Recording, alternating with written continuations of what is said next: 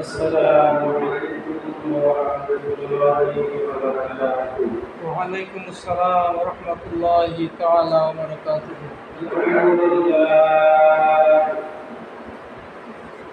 نحمده ونستعينه ونستغفره ونتوكل عليه ونعوذ بالله من شرور أنفسنا ومن سيئات أعمالنا من يهده الله فلا مضل له ومن يضلله فلا هادي له ونشهد أن لا إله إلا الله وحده لا شريك له الذي أرسله بالهدى والنور وداعيا إلى الله بإذنه وسراجا منيرا وقال الله تعالى في كلامه المجيد وفرقانه الحميد أعوذ بالله من الشيطان الرجيم بسم الله الرحمن الرحيم السابق والسابق كلهما بالقربى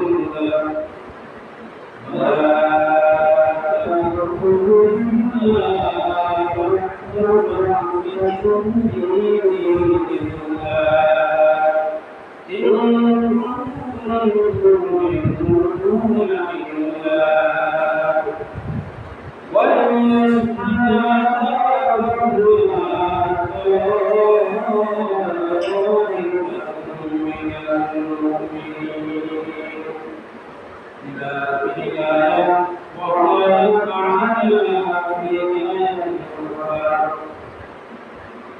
لا تقربوا الزنا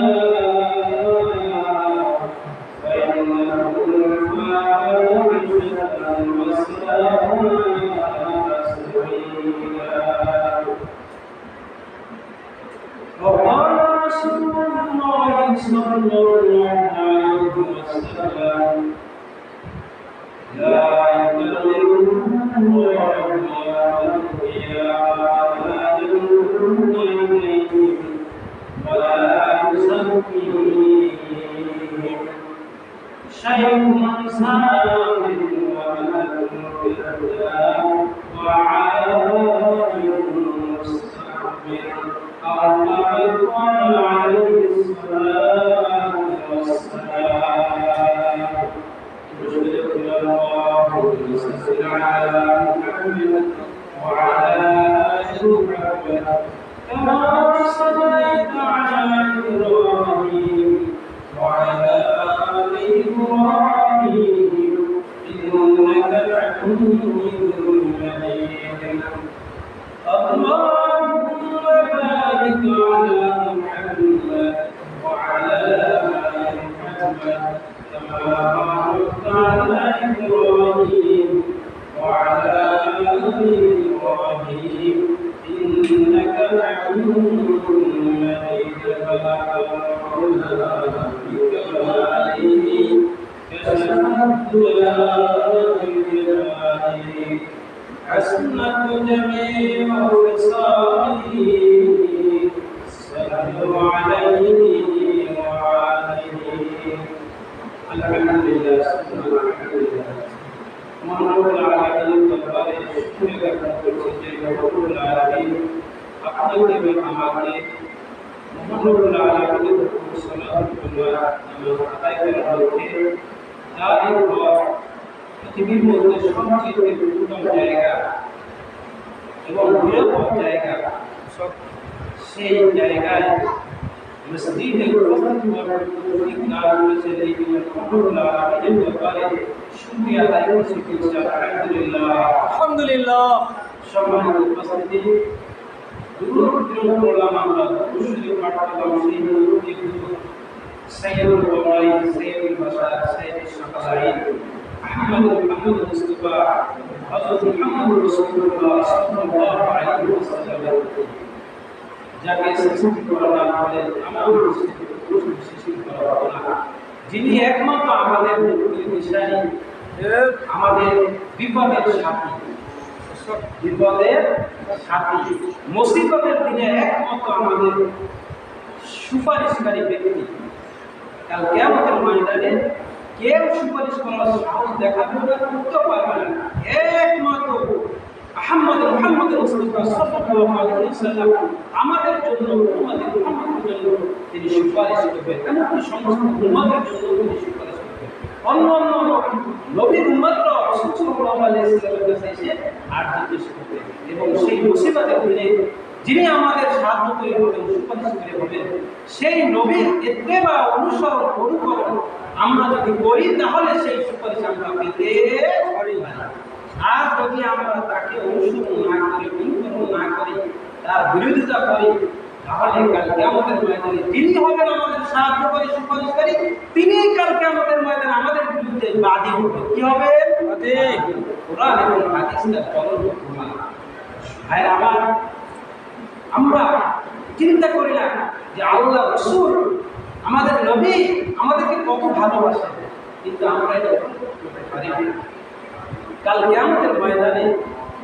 মুসিবতের দিনে বিভীষিকাময় দিনে সবাই যখন ভীতু সন্ত্রস্ত সবাই যখন ভয়ে এদিকে ওদিকে ছুটতে থাকবে পালাতে থাকবে দৌড়াতে থাকবে আমার নবী সিজদায় থাকবে আর অনুদল করতে থাকবে জিবরাইল আলাইহিস সালামকে ডাক দিয়ে বলবেন জিবরাইল আমার হাবিব আমার প্যারা হাবিব আমার দোস্ত ওইখানে কেন সুন্দরত অবস্থায় কেন করতেছে জিবরাইল আলাইহিস সালাম এসে ডাক দিবেন ইয়া রাসূলুল্লাহ আপনি আপনার মাথা উত্তোলন করুন কি হয়েছে কি দরকার আপনার কিসের জন্য আপনি ক্রোধন করছেন রাসূলুল্লাহ সাল্লাল্লাহু আলাইহি ওয়াসাল্লাম ডাক দিয়ে বলবে জিবরাইলের মারফত আল্লাহর কাছে আমি আবার উম্মতের জন্য ওয়াজ কামায়া লাগে আমার না জানি আমার উম্মত জাহান্নামী হয়ে যায় কিভাবে ধাওয়া করে আসতেছে জাহান্নাম ভরার জন্য আমার উম্মতকে আমি দেখে দুঃখিত সন্তুষ্ট হয়ে গেছি আমি ক্রন্দন করতেছি আমার মেয়েরা উম্মতের জন্য তাদের জন্য কোনো কিছু না হয় তারা জন্য জাহান্নামী না হয় আল্লাহ রাব্বুল আলামিনের কাছে রাসূলুল্লাহ সাল্লাল্লাহু আলাইহি ওয়াসাল্লাম বলবেন আমরা যে দোয়া দুনিয়ায় বসে আমি কখনো আপনার কাছে কখনো করি নাই যে দোয়া দুনিয়ায় বসে আপনার কাছে কখনো করি নাই এই হাসরের ময়দানে কঠিন বিচারের দিনে আপনার কাছে আরজি করছি আল্লাহ তুমি আমার দোয়া কখনো প্রত্যাখ্যান করবে না আমার দোয়া কবুল করবে আল্লাহ তুমি আমার বিপদগ্রস্ত উম্মতকে একটা উম্মতকে তুমি জাহান্নামে দিতে পারবে না আল্লাহু আকবার জিবরাইল আলাইহিস সালাম আমার পাগলের কাছে করে আরজি করে যাবে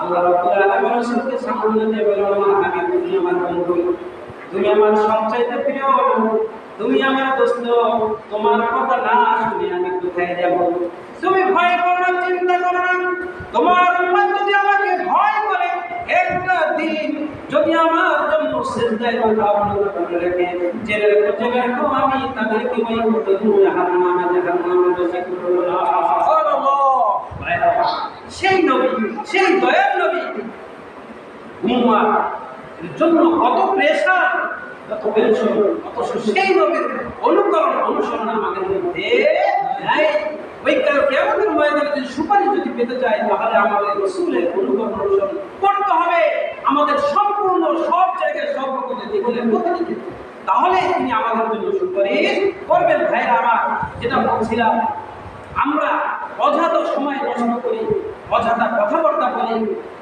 মুখ একটা ভয়ানক জিনিস আমি বারবার বলছিলাম মুখ খুব বিষাক্ত এবং এটা জাহান্নামের অন্যতম কারণ এই মুখকে সব সময় জেকের দ্বারা আল্লাহর স্মরণ দ্বারা তরুণতা রাখতে হবে।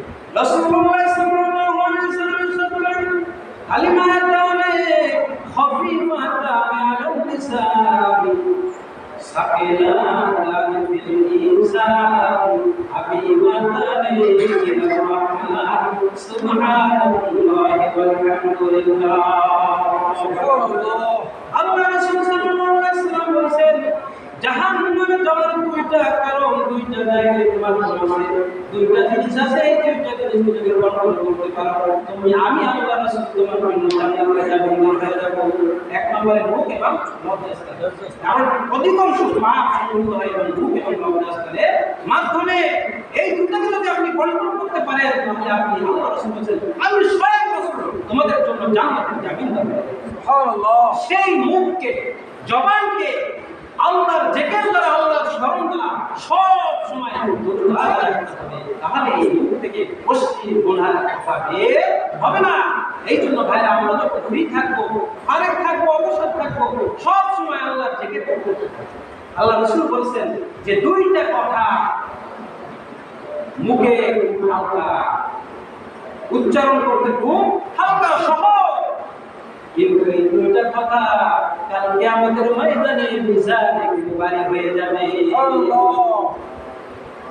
আমাদের প্রত্যেকের আমল মানতে হবে, তাই না? এই মিজানে এই দুইটি কথা, সে দুইটি কথা কাল কিয়ামতের ময়দানে মিজানের পাল্লাকে ভারী করে দেবে। এবং কি আল্লাহ রাসূল বলেছেন এবং সবচাইতে প্রিয় হাবিবাতানির রহমান, আল্লাহর কাছে সবচাইতে প্রিয় কথা সেটা হচ্ছে সুবহানাল্লাহ ওয়ালহামদুলিল্লাহ লা ইলাহা ইল্লাল্লাহ সুবহানাল্লাহ ওয়ালহামদুলিল্লাহ লা ইলাহা ইল্লাল্লাহ। সব সময় পড়তে থাকবো, জবানকে দরজা করবে আল্লাহর জিকিরের সর্বদা। তাহলে এই যে থেকে আমল কাল কিয়ামতের ময়দানে আমার নাজাতের তৈরি হয়ে যাবে, মিজানের পাল্লা ভারী হয়ে যাবে। ভাইরা সম্মানিত উপস্থিতি, আমি আজকে যে বিষয় সম্পর্কে আপনাদের সঙ্গে আলোচনা করব, গত জুমায় আমি আলোচনা করছিলাম যে 6টা বদ আমল, গুনাহ কাজ, এটা যদি মানুষের করে থাকে তাহলে সে আল্লাহ রাব্বুল আলামিনের সবচেয়ে ঘৃণিত অপ্রিয় ব্যক্তি। আল্লাহর প্রতি, ওই বান্দার প্রতি আল্লাহ সবচেয়ে বেশি রাগ এবং ক্ষোভ। কাল কিয়ামতের ময়দানে তাদের সাথে কথা বলবেন না, তাদের দিকেও তাকাবেন না এবং তাদেরকে আমার রহমানের বান্দা হিসেবে স্বীকৃতি দিবেন না। 1 নম্বর বলেছিলাম কি? মিথ্যা কথা বলা, মুনাফিকের আলামত, কথায় কথা মিথ্যা কথা বলা। 2 নম্বর বলেছিলাম কি? যে যারা দান করে কথা দেয়। 3 নম্বর বলেছিলাম কি? যারা টাকুর পেছে কাপড় পরিধান করে। আল্লাহ চাইতো এই পরবর্তী যে 3টা, এই 3টা সম্পর্কে আমি আলোচনা করব। 4 নম্বরে যেটা, যে গুণাটা ভয়াবহ, সমাজ অশান্তি, কারো সমাজের রন্ধে রন্ধে ছয়লা, আজকে আমাদের এই সমাজটাকে শান্তিময় করার জন্য যেটা অন্তরায়, সেটা হচ্ছে কি? জেনা। সেটা কি? আল্লাহ রাসূল সাল্লাল্লাহু আলাইহি ওয়াসাল্লাম বলেছেন যে সমাজে জেনার বিস্তার যত বেশি লাভ করবে, সেই সমাজে আল্লাহর বিপদ গজব সবচেয়ে অতি সন্নিকটে এবং তাড়াতাড়ি নাজিল হবে। এই জলে এবং স্থলে যে সমস্ত আপদ এবং বিপদ সংঘটিত হয়, তার মধ্যে একটা কারণ হচ্ছে জেনা। কি? জেনা। রাসূলুল্লাহ সাল্লাল্লাহু আলাইহি ওয়াসাল্লাম বলেছেন, হযরত আবু হুরায়রা রাদিয়াল্লাহু তাআলা আনহু থেকে বর্ণিত, আন আবি হুরায়রা রাদিয়াল্লাহু তাআলা আনহু قال رسول الله صلى الله عليه وسلم لا يكلمهم الله يوم القيامة ولا ينظر إليهم ولا يزكيهم شيء زان। বৃদ্ধ জেনাকার, বৃদ্ধ জেনাকার। আজকে এই জেনা আমাদের সমাজে রন্ধে রন্ধে সব জায়গায় ছয়লাভ হয়ে গেছে। জেনে রাখেন ভাইরা আমার, জেনা খুবই ভয়াবহ একটা অপরাধ এবং শাস্তির কাজ। এই সমাজটা শান্তিময় করার জন্য এই জেনামুক্ত সমাজ যখন গঠন হবে, তখন এই সমাজে শান্তি ফিরে আসবে। আল্লাহ রাব্বুল আলামিন সূরা বনী ইসরাঈলের মধ্যে বলেছেন, আল্লাহ রাব্বুল আলামিন সূরা বনী ইসরাঈলের মধ্যে বলেছেন ওয়ালা তাকরাবুস জিনা ফাইন্নাহু ফাহিশাতুন ওয়া সাআ সাবিলা। আল্লাহ এখানে বলেছেন কি সূরা বনী ইসরাঈলের মধ্যে ওয়ালা তাকরাবুস জিনা, তোমরা জিনার নিকটবর্তীও যাইও না। তার মানে নিকটবর্তী হয় না, জিনার ধারা কাছেও যাইও না। তাহলে বোঝা গেল তো জিনা তো করাই যাবে না, জেনা সংগঠিত হয় যে তন্ত উপকরণের মাধ্যমে সেই সমস্ত কাজ করা যাবে না।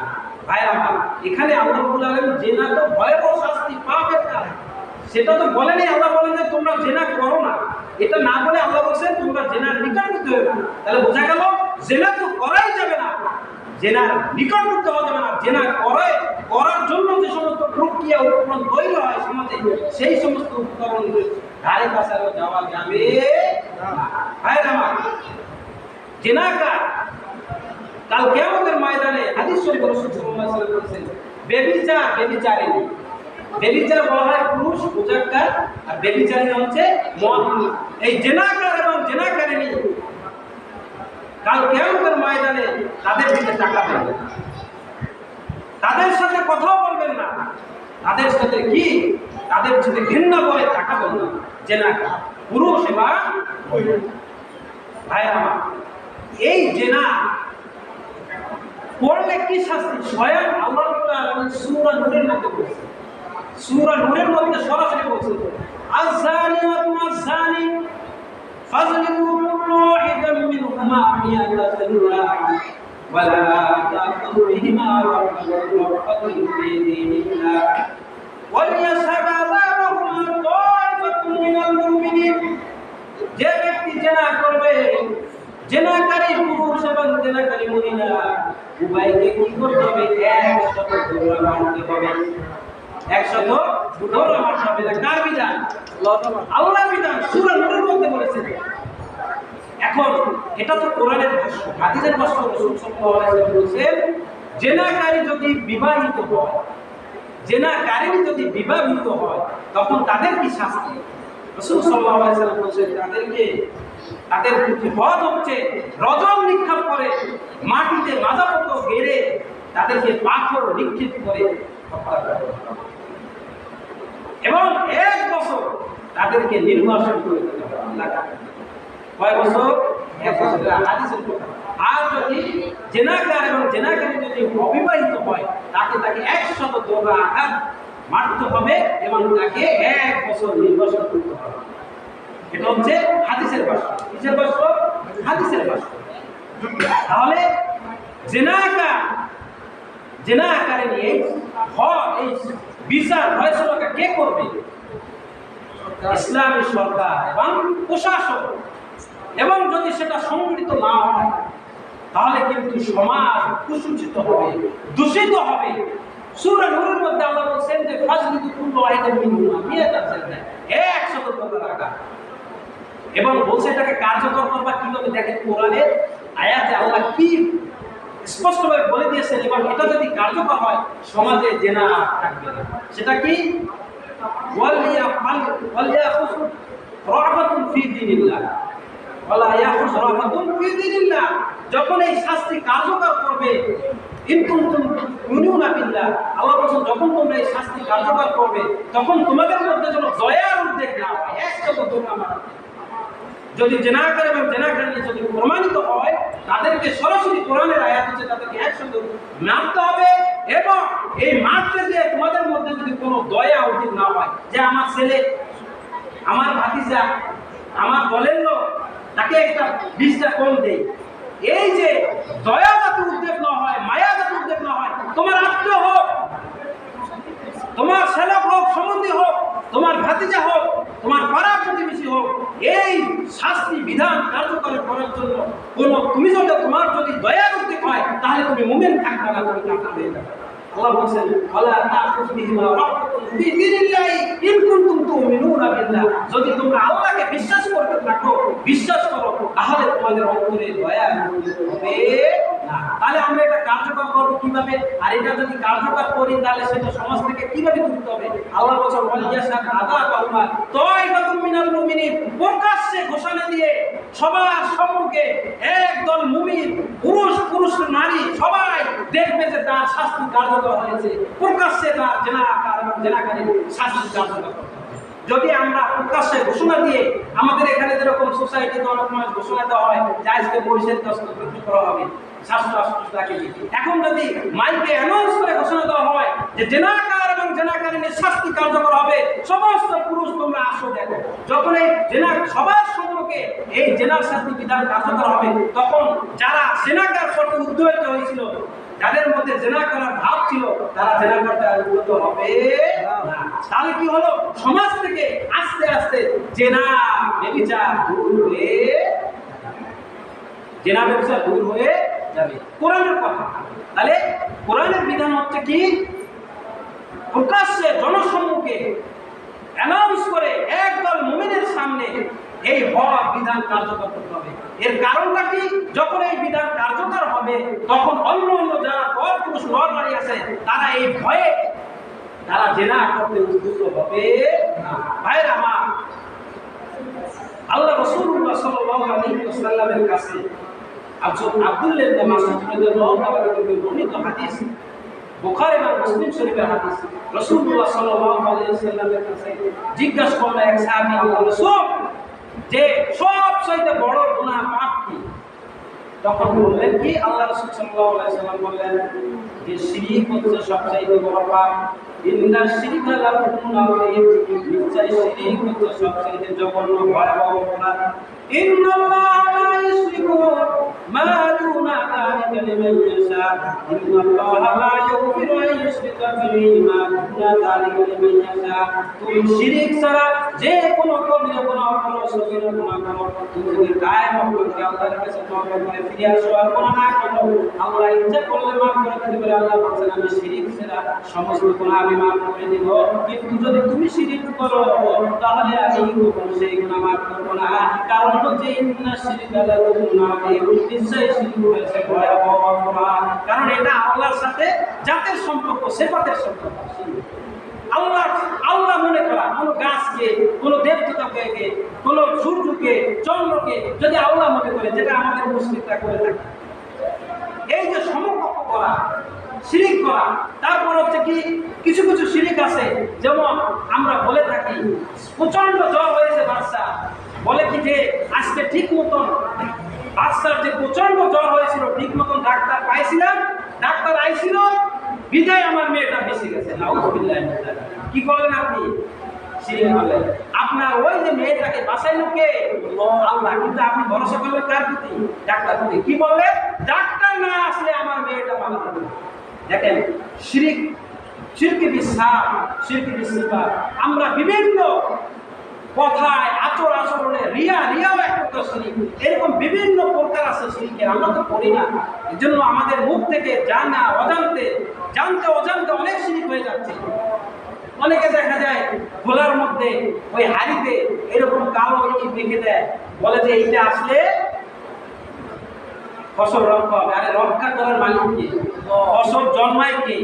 দিছেন একটা বীজ ধান, সেখান থেকে শস্য দিছেন একটা বীজ কুমড়ার বীজ, সেখান থেকে কুমড়া দিছেন, একটা কলার চারা, সেখান থেকে কলা। কে জন্মায়? কে দিয়েছে? দেয়ার মালিক কে? আল্লাহ। আপনি তার প্রতি ভরসা না করে ভরসা করেন কার প্রতি? ওই যে কান্তার যাকে বলে, ওর প্রতি ভরসা করেন যে এইটা আমাকে বাঁচাইছে, এইটা আমাকে বাঁচাইছে। এই যে ছোট শিরিক, এই শিরিক যদি আপনি করেন, খবরদার আপনার নামাজ এবং রোজা বরবাদ হয়ে যাবে। হাবিতাত আমালু। কারণ এই শিরিক সব গুনাহ মাফ হবে, কিন্তু এই শিরিকের গুনাহ কখনো মাফ হবে না। ভাইরা, তাহলে কি তখন বললেন? তারপর কি? আল্লাহ রাসূল সাল্লাল্লাহু আলাইহি ওয়াসাল্লাম বলেন, তারপর সবচেয়ে বড় গুনাহ হলো, সেটা হলো ছেলে সন্তান জন্মগ্রহণ করার পরে দারিদ্রতার ভয়ে তাকে খাওয়ানো লাগবে, এই ভয়ে তুমি তাকে হত্যা করো, যেটা জাহেলি যুগে করত। জাহেলিয়াত থেকে ছেলে সন্তান তারা নিত না, আর ছেলে সন্তান হলে তাদের হত্যা করতো। বলতো যে এই ছেলে সন্তান হচ্ছে আমাদের দারিদ্র্যের তরল, এটা হচ্ছে আমাদের জন্য কুফা। তখন তাদেরকে কি করতো? কতল করে ফেলতো জাহেলিয়াতে। অথচ আল্লাহ বলছেন ওয়ালা তাকুতুলু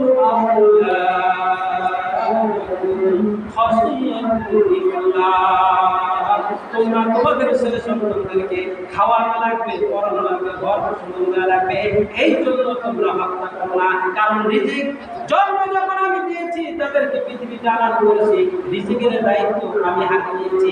এই পৃথিবীতে আল্লাহ রাব্বুল আলামিন যাকে এই পৃথিবীতে পাঠান তার রিজিকের ব্যবস্থা করে এই দুনিয়ায় পাঠান।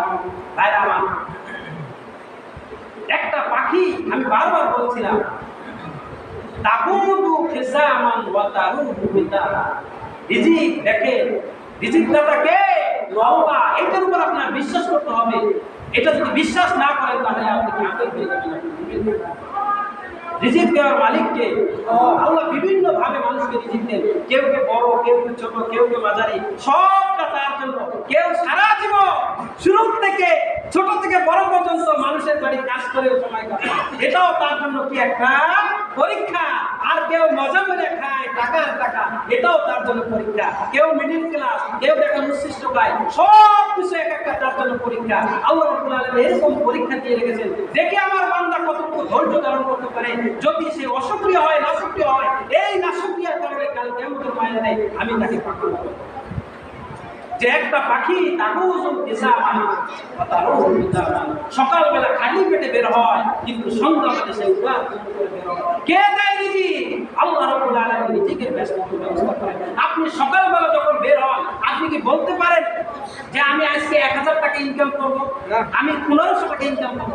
দেখা যায় আপনি চিন্তা করছেন 1000 টাকা, আল্লাহ রাব্বুল আলামিন আপনাকে 2000 টাকা দিয়ে দিচ্ছে না? আবার দেখা যায় কোনোদিন হয় না, আবার কোনোদিন যা চান তার চেয়ে বেশি হয়। এটা কি আল্লাহ রাব্বুল আলামিনের একটা সিস্টেম?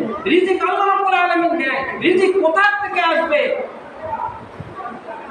আল্লাহ রাব্বুল আলামিন রিজিক কিভাবে ব্যবস্থা করবেন আপনি চিন্তা করতে পারবেন না, যদি আল্লাহ রাব্বুল আলামিনের প্রতি আপনার বিশ্বাস, ইয়াকিন, তাকওয়া থাকে। আপনি যদি প্রকৃত মুমিন হন, বিশ্বাসী হন, মুমিন হন, মুত্তাকি হন, রিজিক আল্লাহর পক্ষ থেকে ফয়সালা হবে। আল্লাহ রাব্বুল আলামিন বলেন ইন তাত্তাকুল্লাহা ইয়াজআল লাকুম মাখরাজা। যদি তোমরা আল্লাহকে ভয় করার মতো ভয় করতে পারো, তাহলে তোমার রিজিকের দায়িত্ব আমি নিলাম। রিজিক কোথা থেকে আসবে, কিভাবে দেব, তোমরা চিন্তা করতে পারবে না। বসে নিয়ে গেছেন, খাসা নিয়ে গেছেন, চিন্তা করছেন একটা টাকি মাছ হয়, মাছ পাবেন, দেখবেন বিশাল একটা মাছ নিয়ে গেছেন। জাল নিয়ে বের হয়েছেন নদীতে, চিন্তা করছেন দেখি আজকে 100 টাকা পাই কিনা, কিছু ছোট ছোট মাছ পাই কিনা। দেখা যায় এমন করতে করতে শেষ মুহূর্তে একটা খেও দিয়েছেন, এই বড় 1-2 মাছ দিয়েছেন। দেয়ার মালিককে কে দিয়েছেন? আল্লাহ। ভাইরা আমার, এই জন্য রিজিকের দায়িত্ব আল্লাহ রাব্বুল আলামিন নিয়েছেন, রিজিক দিবেন তিনি, কিন্তু সেই রিজিকের উপরে তাওয়াক্কুল করতে হবে, ভরসা করতে হবে একমাত্র আল্লাহকে, ভয় করতে হবে একমাত্র আল্লাহকে। যেটা বলছিলাম, এই যে দারিদ্রতার ভয়ে যেটা যারা এটা করবে, এটা মাজাজি অর্থে যেটা বলা হয়, আজকের সমাজে দেখা যায় আমাদের মা বোনেরা, আমাদের অনেক সময় দেখা যায় সন্তান নেওয়ার পরে গর্ভে আসার পরে দেখা যায় বিভিন্ন মেডিসিন দিয়ে তাদেরকে হত্যা করে দেয়। যে 2টা-3টা হয়ে গেছে, সাডেনলি এটা এসে গেছে, খাওয়াবো কি? আছে কিনা? এরকম আছে, দেখবেন বলে 2টা বাচ্চা আর কি দরকার, অকাশা সাডেনলি গর্ভে এসে গেছে, তখন দেখা যায় ওইটা বিভিন্ন মেডিসিন দিয়ে তাদেরকে হত্যা করা হয়। কাল কিয়ামতের ময়দানে কিন্তু খবরদার, সবচেয়ে বড় গুনাহ। এবং কাল কিয়ামতের ময়দানে আপনাকে ইবাদুর রহমান বলে স্বীকৃতি দিবেন না, আল্লাহ আপনার দিকে তাকাবেন না, আল্লাহ আপনার দিকে সবচেয়ে ঘৃণা এবং রাগ। যারা এই রিজিকের ভয়ে তাদেরকে হত্যা করে আল্লাহ বলেছেন ওয়ালা তাকতুলু আওলাদাকুম খাশিয়াতা ইমলাক। 3 নম্বর সবচেয়ে বড় গুনাহ কি? আল্লাহ রাসূলের কাছে সাহাবী জিজ্ঞেস করছেন, আল্লাহ রাসূল, এটাই না বুঝলাম যে এটা সবচেয়ে বড়, আর কোনো বড় গুনাহ আছে কিনা? আল্লাহ রাসূল বলেন, হ্যাঁ আছে, তোমার পাড়া প্রতিবেশীর স্ত্রীর সাথে যারা ব্যভিচার করে, এটা হচ্ছে সবচেয়ে বড় গুনাহ। যেটা আমাদের সমাজে ঘটে না?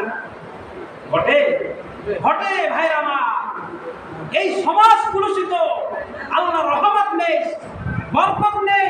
কেন কেন এই যে জেনা ব্যভিচার আমাদের সমাজে ছড়িয়ে পড়েছে ভাইরা আমার, কাল কিয়ামতের ময়দানে এই জেনাকারী সবচাইতে ধিক্কৃত, নিন্দিত, এবং এদের দিকে আল্লাহ রাব্বুল আলামিনের রাগ, এদের দিকে কাল কিয়ামতের দিনে ফিরেও তাকাবেন না। আর আল্লাহ যার দিকে ফিরতে দেবেন না তার জান্নাতে যাওয়ার কোনো উসিলা আছে নাই। সুতরাং এই জেনা নামক ভয়াবহ ব্যাধি, এটাকে সমাজ থেকে নির্মূল করতে হবে। জেনা বিবাহভাবে সংগঠিত হয়, জেনার ভয়াবহ শাস্তি। আল্লাহ রাসূল সাল্লাল্লাহু আলাইহি ওয়াসাল্লাম বলেন যে আমি স্বপ্নে দেখলাম বিশাল এক চূড়া, যেটা হচ্ছে উপর দিকে খুব নেরো চাপা, ভিতরের দিকে খুব প্রশস্ত, এবং তার ভিতরে নারী পুরুষরা খুব চিল্লাচিল্লি করতেছে, আগুনের তেজে খুব চিল্লাচিল্লি করতেছে, চিৎকার করতেছে। আগুন যখন উপরে প্রজ্বলিত হয়ে আসে তখন তারা উপরে চলে যায়, যখন আগুন উৎস্থিত হয়ে যায় তখন আবার এই গর্তের মধ্যে, চুলের মধ্যে চলে যায়। এরকম তারা চিৎকার করতেছে, আগুনের জলে, আগুনের তেজে তারা খুব চিৎকার করতেছে, মনেও আছে না। চুলাটা কিরকম? উপরের দিকে চিকন আর ভিতর দিকে প্রশস্ত। যখন আগুন প্রচলিত হয়, যখন যেরকম আমরা আগুন দেই না চুলায়, যখন ডাল কি বলে, ডাল দিই বা কাষ্ঠ দিই, লাকড়ি দিই, দেখবেন কি যখন আগুন বেশি চলে তখন পরে জাহান্নামের আগুন এরকম যখন প্রচলিত হবে, বেশি চলবে, তখন ওই আগুনের সাথে তারা উপরে চলে আসবে, কিন্তু বের হতে পারবে না। আবার যখন আগুন স্থিমিত হয়ে যাবে, নিচে উঠে যাবে। আল্লাহ রাসূল বললেন, আমি জিবরাইল আলাইহিস সালামকে জিজ্ঞাসা করলাম, হে জিবরাইল, আমি যে স্বপ্ন দেখলাম এরকম চুলার মধ্যে তারা চিৎকার করতেছে, আর চিল্লাচিল্লি করতেছে, হাহাকার করতেছে, বাঁচাও বাঁচাও, আমরা আগুনের তেজ সহ্য করতে পারি না, এই লোকেরা কারা, এই লোকেরা কারা? রাসূল সাল্লাল্লাহু আলাইহি সাল্লাম আনসার করলেন, এই সমস্ত লোকেরা, ওই সমস্ত লোকেরা, ওই সমস্ত লোকেরা যারা দুনিয়ায় বেঁচে যে নামে ছিল, যারা প্রকাশ্যভাবে জেনায় লিপ্ত ছিল, জেনা কর্তব্য করে। ভাইরা আমার, আমি যদি অন্যায় কাজ করি, আপনার মনে যদি এই চিন্তা উদ্বেগ হয়, এই যে গুনাহের কাজ করতেছি, পৃথিবীর কেউ না দেখলে একমাত্র আমার রব দেখতেছে, এই ভয় অন্তরে যদি আপনি লালন করতে পারেন, আর ওই জেনার কাছ থেকে যদি ফিরে আসতে পারেন, কাল কিয়ামতের ময়দানে আল্লাহ রাসূল বলেন, 7 শ্রেণীর মানুষকে আল্লাহ রাসূলের ছায়া দেবেন, যারা কোনো অবস্থাকে জেনার জন্য আহ্বান করছে, কিন্তু একমাত্র আল্লাহর কথা স্মরণ করে ওই জেনার কাছ থেকে সে ফিরে এসেছে, সেই ব্যক্তি কাল কিয়ামতের ময়দানে আল্লাহ রাসূলের কাছে ছায়া পাবে। খুব ভয়াবহ শাস্তি। জাহান্নামে বাসীরা যখন জাহান্নামে থাকবে, তখন প্রচন্ড একটা দুর্গন্ধ জাহান্নামের সব জায়গায় ছিঁড়ে ছিটিয়ে যাবে। জাহান্নামে বাসীরা অস্থির হয়ে যাবে, কিছু দুর্গন্ধ, বিশ্রী গন্ধ অনেক সময় আসে না? আমরা অনেক সময় বিশ্রী দুর্গন্ধের জন্য স্থির থাকতে পারি না, দাঁড়াই থাকতে পারি না। দেখে জাহান্নাম জায়গাটা হচ্ছে আরামের জায়গা, বিরামের জায়গা, শান্তি না অশান্তি, শাস্তির জায়গা নাকি? ওই জাহান্নামের মধ্যেও যারা জাহান্নামী হয়ে যাবে, তারা বিশ্রী দুর্গন্ধ করে অস্থির হয়ে যাবে, বলতে থাকবে, এত বিশ্রী গন্ধ কোথা থেকে আসতেছে, হাইফাস করবে, বলাবলি শুরু করবে। তখন বলবে যে এই দুর্গন্ধ বিশ্রী গন্ধ হচ্ছে যারা জেনাকারী ছিল এবং জেনা ব্যভিচার করেছে, তাদের ওই লজ্জার স্থানের দুর্গন্ধ। জাহান্নামে যারা ব্যভিচার করেছে, জেনা করেছে, তাদের স্থান থেকে সীমানটা কি হবে, অনেক বিশ্রী দুর্গন্ধ হয়ে যাবে, এবং জাহান্নামের মধ্যে এটা ছড়ায় ছিটিয়ে যাবে, সবাই অস্থির হয়ে যাবে কোনতে। তখন বলবে যে ওই যে জেনাকা, দেখবেন একজনায় যখন অপরাধী থাকে, বলে যে একজনের কারণে সমাজ যখন অপরাধী হয়, যে তোর কারণে আমরা এখন অপরাধী হলাম, দেও করে মার দিই। জাহান্নামের বাসীরা তখন ওই জেনাকাকে দেখে তাকে উদ্ধত হবে, মারতে যাবে, এবং তাকে ঘৃণা করে তাকাবে যে তোর কারণে আমরা এখন জাহান্নামে, তো শান্তির জায়গা না, অশান্তির জায়গা, সেখানেও একটু শান্তিতে থাকতে পারবো না, পারলাম না, 1 মিনিটের সময় পেলাম না, দুর্গন্ধে নাকটাও কি করতে পারলাম না, বন্ধ ছাড়া রাখতে পারলাম না, তোর প্রতি ঘৃণা, তুই যা এখান থেকে, এইরকম করে তার উদ্যোগ হবে তাদের সীমন থেকে। ভাইরা আমার, শুধু তাই নয়, বুখারী শরীফের হাদিস, সহিহ হাদিস, রাসূল সাল্লাল্লাহু আলাইহি ওয়াসাল্লাম বলেন, সেই দিন ওই জেনাকার এবং জেনাকারিনী খুবই বিকশিত হবে, এমন বিকশিত হবে 7 সমুদ্রের পানি যদি তাদেরকে পান করতে দেওয়া হয় তারপরেও তাদের পানি দিতে হবে না, পানি বলে চিন্তা করবে। তখন ফেরেশতারা তাদেরকে এই দুর্গন্ধযুক্ত পচা পানি সিমন তাদেরকে খেতে দিবে। আউযুবিল্লাহ বলে ভাইরা আমার, এই যে জেনা, এই যে ব্যভিচার, এটা কি ভয়াবহ একটা অপরাধ। এটা আমাদের সমাজে একদম রন্ধে রন্ধে চলে আসছে। এখান থেকে যদি আমরা উত্তরণ হতে না পারি, যদি আমরা বেঁচে রাখতে না পারি, আমরা যদি নিবৃত না হয়, তাহলে কিন্তু আমাদের সমস্যা প্রস্তুত হয়ে যাবে। আজকে দেখেন জেনা পূর্ণতা পায় মিলনের মাধ্যমে, কিন্তু এটা ছাড়া কিন্তু অনেক জেনা আছে আমরা বুঝি না। জেনা কি শুধু জেনা তৈরি হয় কিসের মাধ্যমে, সেই উপকরণ কি? আল্লাহ বলছেন ওয়ালা তাকরাবুজ জিনা ফাইন্নাহু ফাহিশাতুন ওয়া সাআ সাবিলা, যে নিকটবর্তী হয়ো না। করোনার যেটা বলে নিকটবর্তী হয় না, তাহলে নিকটবর্তী হওয়া লাগে এইরকম কিছু উপকরণ আছে কিনা? এক নম্বরে আল্লাহ রাসূল সাল্লাল্লাহু আলাইহি ওয়াসাল্লাম বলেন অজিনাহু মানুজ নাইনি আল ইসতিমা ওয়াসালাহু মানুজ নাইনি আল ইসতিমা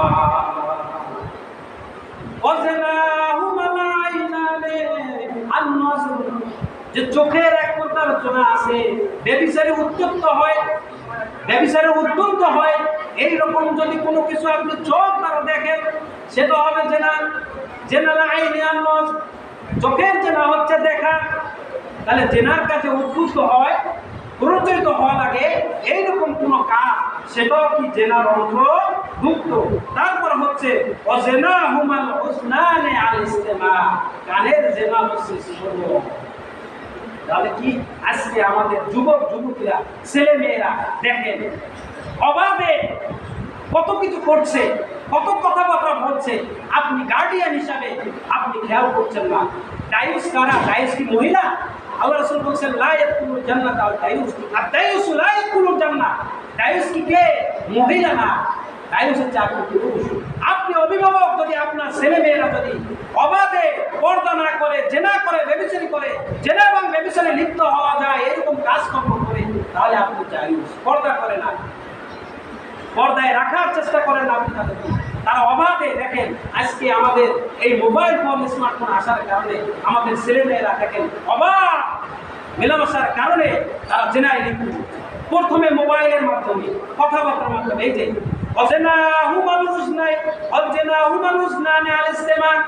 প্রথমে হাই, তারপরে মোবাইল টকিং শুরু হয়। মনে করেন যে এটা জেনা না, এটাও কিন্তু জেনা। আল্লাহ রাসূলের হাদিস, আমাদের ছেলেমেয়েরা কিন্তু ইয়াংস্টাররা এইভাবে চলছে, বিবাদমে হচ্ছে। প্রথমে একটু ফেসবুকে হাই হ্যালো দেয়, তারপরে কথা বলে, এমন কি বলে তার নারী নক্ষত্র সব কিছু বলে দেয়। শুধু ভিডিও কলের মাধ্যমে কিন্তু অনেক অশ্লীল কথাবার্তা ভাঙ্গি তারা করে কিনা? এই যে জেনা পূর্ণতা পায়, কিন্তু এই সমস্ত কাজগুলো করার পরে এই পূর্ণতা যাতে না পায়, সেই জন্য আল্লাহ রাসূল বলেন এই সমস্ত কাজও করা যাবে না। জেনার কাজে উদ্বুদ্ধ হয় এইরকম কোনো কাজ করা যাবে না, এগুলো উপকরণ। আল্লাহ রাসূল বলেছেন আর জেনার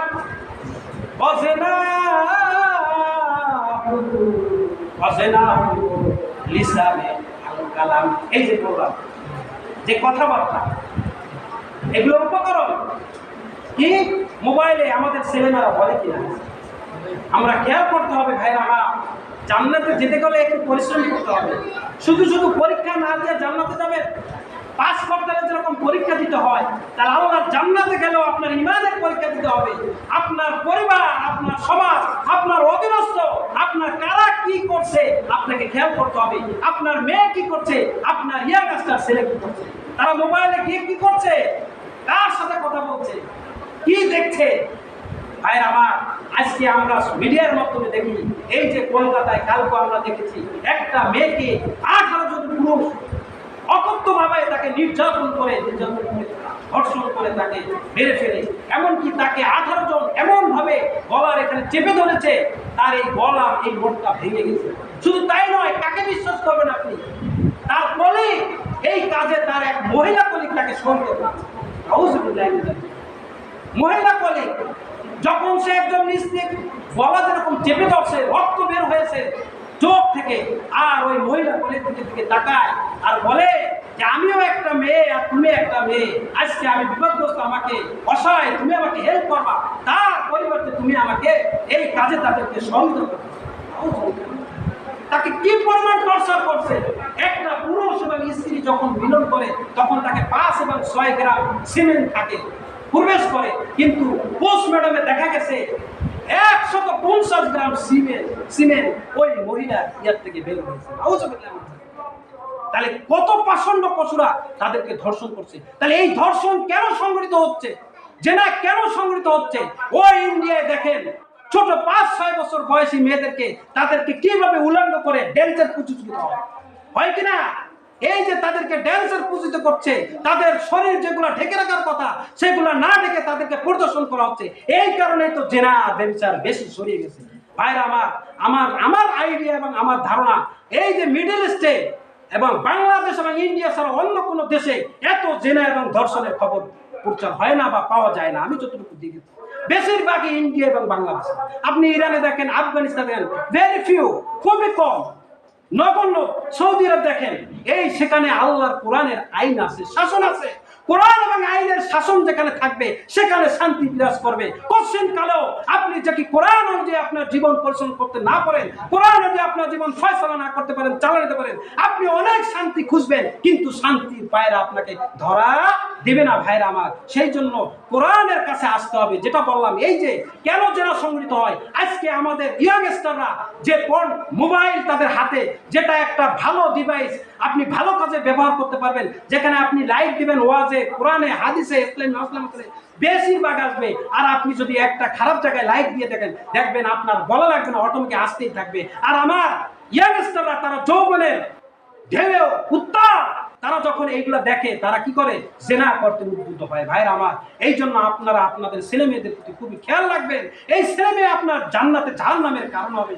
কারণ এই যে অপকর্ম করছে, আপনি যদি লক্ষ্য না করতে পারেন, খেয়াল না করতে পারেন, কন্ট্রোল না করতে পারেন, আপনি হাজি গাজি যাই হন না কেন, আপনি দায়িশ হয়ে মারা যাবেন। আর জান্নাত, দায়িশ কখনো জান্নাতে করবে না। ভাইরা আমার, এই জন্য আল্লাহ রাসূল বলছেন, কুল্লুকুম রাইন ওয়া কুল্লুকুম মাসউলুন আন রায়াতিহি। আমরা প্রত্যেককে দায়িত্বশীল। আপনি পরিবারের প্রধান, আপনি পরিবারের হত্যা করার দায়িত্বশীল। আপনার পরিবারের স্ত্রী কি করে, আপনার ছেলে মেয়ে কি করে, যদি তারা বিপদগামী হয়, পর্দা না করে, যদি অন্যায় কাজ করে, নামাজ না পড়ে, আপনাকে জিজ্ঞাসা করা হবে। কোম্পানির জিএম, ম্যানেজার, মালিক, কোম্পানিতে যদি ইসলামিক নিয়ম যে না চলে, সেখানে যদি অনৈতিক কার্যক্রম চলে করে, ওই মালিককে জবাবদিহি করতে হবে। সে এইরকম সমাজ মেম্বার, চেয়ারম্যান, এমপি থেকে শুরু প্রাইম মিনিস্টার পর্যন্ত, যদি এই বাংলাদেশে যত অন্যায় সংগঠিত হবে, কিন্তু তাকে জবাবদিহি করতে হবে। কোথায় যাবেন? জান্নাতে যেতে হলে একটু ফিকির করতে হবে, চেষ্টা করতে হবে। যদি আপনি ফিকির এবং চেষ্টা না করেন, আর আপনার যদি এই প্রচেষ্টা না থাকে, তাহলে কিন্তু আপনি জান্নাতেও যেতে পারবেন না, জাহান্নামেও যেতে পারবেন না। আপনি মাঝখানে হাঁটতে পারবেন না, হায় হায় কি করলাম। যদি একটু কোরআন এবং হাদিস অনুযায়ী আমার জীবন পরিচালনা করতাম, ভাইয়ের আমার, তাহলে বললাম তাদেরকে পিপাসিত থাকবে, যে ডাকার ব্যভিচারিণী পিপাসিত থাকবে, তাদেরকে এই সিমন তাদেরকে ভক্ষণ করতে দেওয়া হবে কাল কিয়ামতের ময়দানে। এবং এটা খুবই বিষাক্ত গন্ধযুক্ত একটা পচা পানি, সেটাই তাদেরই পানি। ভাইরা আমার, সাবধান, এই জেনা যাতে সংগঠিত না হয়, এই উপকরণ, এই মাধ্যম আমাদের সমাজ থেকে বাদ দেওয়ার জন্য আমাদের প্রচেষ্টা করতে হবে। ভাইরা আমার, যদি আমরা, আল্লাহ রাসূল সাল্লাল্লাহু আলাইহি ওয়াসাল্লাম বলেছেন, মুয়াত্তার নামক গ্রন্থের মধ্যে এসেছে যে যদি কোনো মানুষ গুনাহের কাজ করে, পাপ কাজ করে, তাহলে দুনিয়ায় আল্লাহ রাব্বুল আলামিন শাস্তি কিছু দিয়ে দেন। আবার যদি কিছু না করেন, সেটা ফাইনাল জাজমেন্টের পর অপেক্ষা করেন। কিন্তু জঘন্যতম 5টি গুনাহ আছে, সেই গুনাহ যদি সংঘটিত হয়, সঙ্গে সঙ্গে আল্লাহ রাব্বুল আলামিন ওই পাপের শাস্তি দুনিয়ায় তাদেরকে ভোগ করতে দেন। তারা এই পাপের শাস্তি ভোগ করে যায়। এই গজব আল্লাহ নাজিল করেন। 1 নম্বর হচ্ছে, যে সমাজে ওয়াদা, যে জাতি ওয়াদা ভঙ্গ করে, ওয়াদা পালন করে না, ওয়াদা খেলাপ করে, যেটা মুনাফিকের আলামত। এই ওয়াদা যে জাতি যখন ওয়াদা খেলাপ করে হয়, তখন কি হয়, অপর একটা শত্রু জাতিকে তাদের উপরে চাপিয়ে দেওয়া হয়।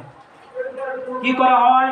চাপিয়ে দেওয়া হয়। ভাইরা আমার, 2 নম্বরে দুই নম্বরে যে জঘন্য শাস্তি, যদি আল্লাহর বিধান যদি ফয়সালা না করা হয় কোনো কিছু, তাহলে সেই সমাজে দারিদ্রতা নেমে আসে। কি নেমে আসে? দারিদ্রতা।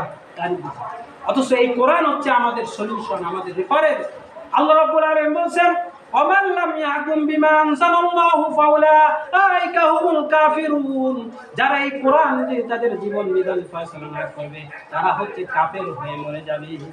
ফাসিকুন, কাফিরুন, বিভিন্ন আয়াতে বিভিন্নভাবে বলা হয়েছে। ভাইরা আমার, সাবধান। এই যদি কোরআনের বিধান অনুযায়ী আপনি যদি ফয়সালা না করেন, তাহলে আপনি কাফের হয়ে মরবেন এবং আল্লাহর শাস্তি পতিত হবে। সেটা কি?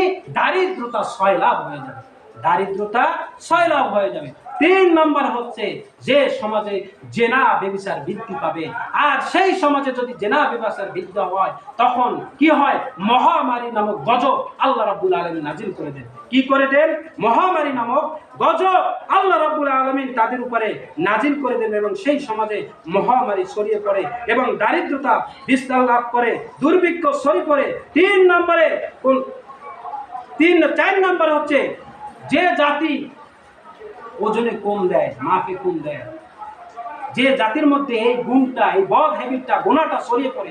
দেখেন আমাদের সমাজের যারা ব্যবসা করে, নেয়ার সময় খুব ভালোভাবে নেয়, কিন্তু দেওয়ার সময় কম দেয়। আল্লাহ রাব্বুল আলামিন বলেছেন, ওয়ালা তুকসিরুল মিজান। আল্লাহ অন্য সূরা মুতাফফিফিন বলেছেন, ওয়াইলুল লিল মুতাফফিফিন আল্লাযীনা ইযা তালু আলান নাস ইস্তাউফুন।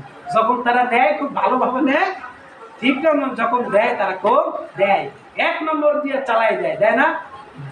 চাল এক নম্বর মোটা চাল, বা আমাদের জন্য এক নম্বর চাল যেটা আছে, সেটার মধ্যে দুই নম্বরটা বিষয় এক নম্বর বেছে গেছে না? তারপরে যখন মনে করেন যে কেউ নিতে যায়, আমি দেখছি এমনও ব্যবসায়ী আছে, পেঁয়াজ যখন কিনতে গেছি, তখন আজকের ঘটনা দেখা যায় ওর মধ্যে যে পচাটা ছিল সে বেছে রেখে দিয়েছে, আর অনেকে ওইটা আরো ঢেকেও দেয়। কিন্তু আমি কিনলাম ভালোটা, কি পচাটাকে কিনলাম। কিন্তু ওই যারা ব্যবসায়ী এরা এরকম সলসাতুরি করে, মাপে কম দেয়। আর যারা মাপে কম দেবে, আল্লাহ রাসূল বলেছেন এর গজব শাস্তি দুনিয়ায় আল্লাহ রাব্বুল আলামিন অবশ্যই দিবেন। আর সেটা কি? তাদের মধ্যে কি হবে? ছড়িয়ে পড়বে ফসল হানি এবং দুর্ভিক্ষ। কি বলবে? ফসল হবে না। দেখবেন খরা হয়েছে, খরা হওয়ার কারণে ফসল কম হয়েছে।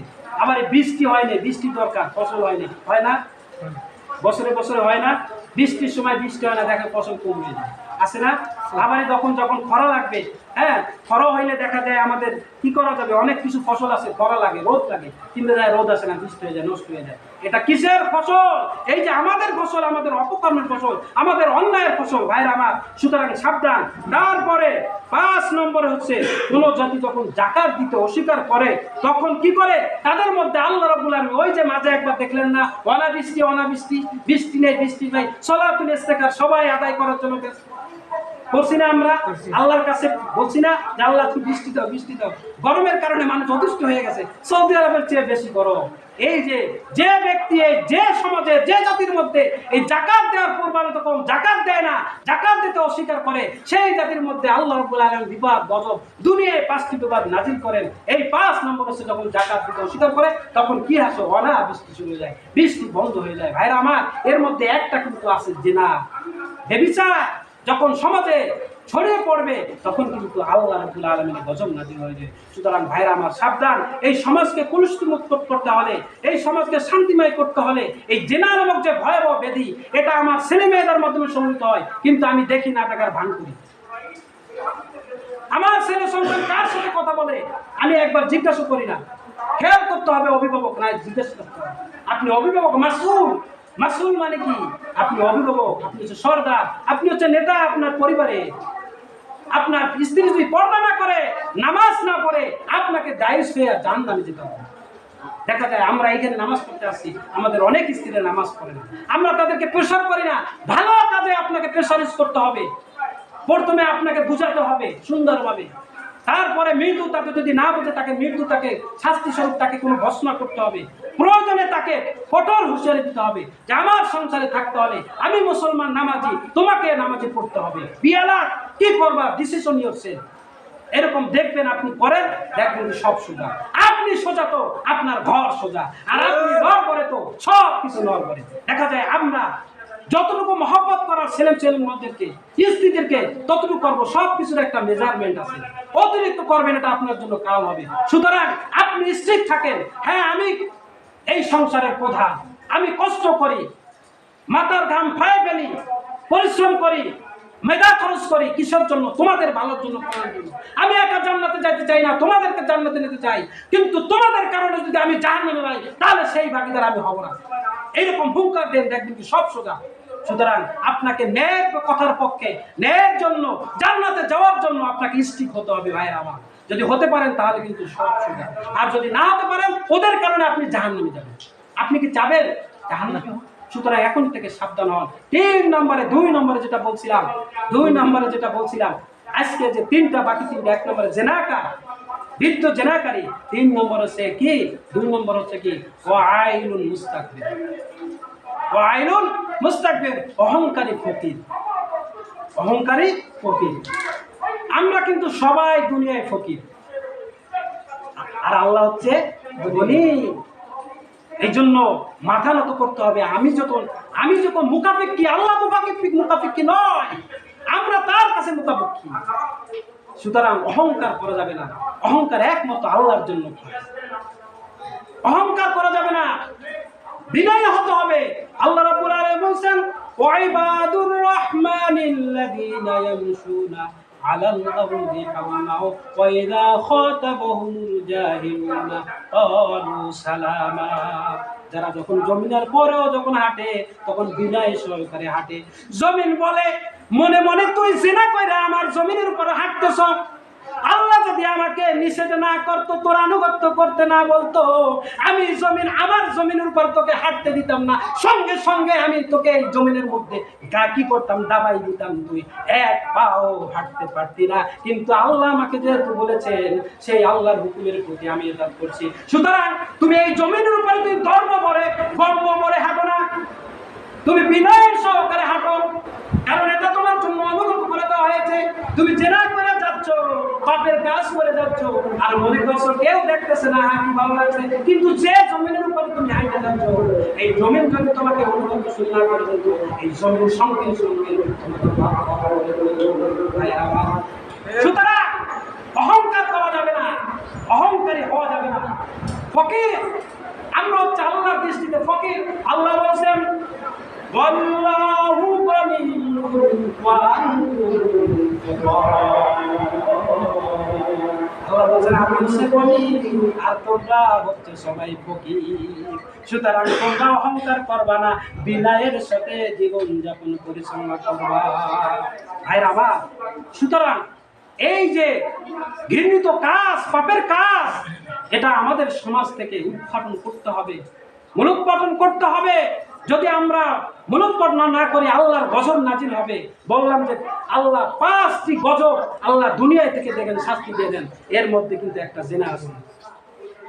ভিক্ষুক, অহংকার করা যাবে না। আমরা ফকির, আল্লাহ হচ্ছে অভাবমুক্ত। আমাদের প্রয়োজন, আল্লাহ আমাদের প্রয়োজনের জন্য দেন। ওই যে বললাম সকালবেলা বের হই, জানি না কি হবে আজকে, আল্লাহ দেন। এই বিশ্বাস যদি তিনি না দিতেন কিন্তু আমরা কিছুই পারতাম না। আমরা ফকির, আল্লাহ গনি। সুতরাং অহংকার করা যাবে না। যার অন্তরে বিন্দু মতন অহংকার আছে, আল্লাহ রাসূল বলেছেন, সে কখনো জান্নাতে প্রবেশ করা যাবে না। তাকাব্বুরি করা যাবে না, কিবির করা যাবে না, হিংসা করা যাবে না, ঘৃণা করা যাবে না। ভাইরা আমার, তাহলে কি হবে?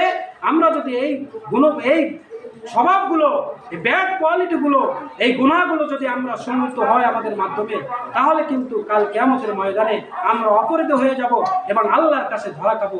আরো জেনাকারীর আরো ভয়াবহ শাস্তি রয়েছে। সুতরাং সাবধান, অ্যালার্ট হই। এখনই সময়, সোজা হই। সব কথার এক কথা হচ্ছে, time is going on, time is going on. সময় কিন্তু চলে যাচ্ছে ভাইরা আমার, চলে যাচ্ছে। নিজের দিকে তাকান, চোখটা বন্ধ করে যে আমি কি ছিলাম, এখন কি হয়েছি, কত ক্ষমতা ছিল, বাহাদুর ছিল, শক্তি ছিল। হ্যাঁ, এক জমিন ছাল চাষ করে আসতাম, কিছু খাওয়া লাগতো না। আর এখন হাল তো দূরের কথা, 1 মিনিট আমি ধরতে পারি না। কোথায় গেল সেই ক্ষমতা, শক্তি? কোথায় গেল সেই বরত্ব, মহত্ব? সব কিছু তো দুর্বল হয়ে যাচ্ছে, নাট ঢিলা হয়ে যাচ্ছে, লুজ হয়ে যাচ্ছে। দাঁত কিন্তু আপনার শক্ত দাঁত থাকতেছে না, আস্তে আস্তে ঢিলো হয়ে যাচ্ছে। চোখের পাওয়ার আস্তে আস্তে নিশ্চিত হয়েছে, হাতের পাওয়ার নিশ্চিত হচ্ছে, পায়ের পাওয়ার যে পাও দিয়ে গর্ব করে আপনি অন্যায় কাজ করে জমিনের উপরে চলছেন, সেটার কিন্তু শক্তি কমে যাচ্ছে। Real example here we are many people hair, please be award from now. ইনশাআল্লাহ আমরা আজকের আলোচনা থেকে যে শিক্ষাটা লাভ করলাম সেটা হচ্ছে জেনামুক্ত সমাজ করতে হবে, আর জেনা সংগঠিত না হয় সেই রকম স্থাপিত হবে আমাদের ছেলে মেয়েদেরকে আমরা নিজেরা আমরা মেনে চলবো। আজকের আলোচনা থেকে আল্লাহ রাব্বুল আলামিন আমাদেরকে বোঝার, মানার এবং আমল করার তৌফিক দান করেন। সবাই বলে আমিন। ওয়া আখিরু দাওয়ানা আলহামদুলিল্লাহি রাব্বিল আলামিন। আসসালামু আলাইকুম ওয়া রাহমাতুল্লাহি ওয়া বারাকাতুহু।